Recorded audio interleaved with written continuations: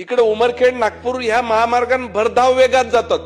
आतापर्यंत 50च्या वर लोक तिथं मृत्युमुखी पडलेले आहेत।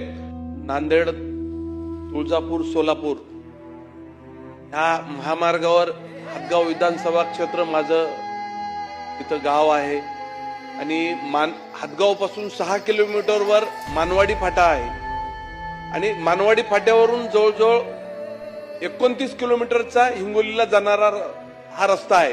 ह्या रस्त्यावर महामार्गावर ओव्हरब्रिज पहिला केलेला नाही, चुकून झाला असेल, परंतु तिथं जवळजवळ 50 माझ्या मतदारसंघातले गाव आणि पुढे हिंगोली जिल्हा इथून ये जा करणाऱ्या वाहनाची एवढ्या मोठ्या संख्यात आहे आणि नांदेडहून येणारे वाहन इकडे उमरखेड नागपूर ह्या महामार्गाने भरधाव वेगात जातात।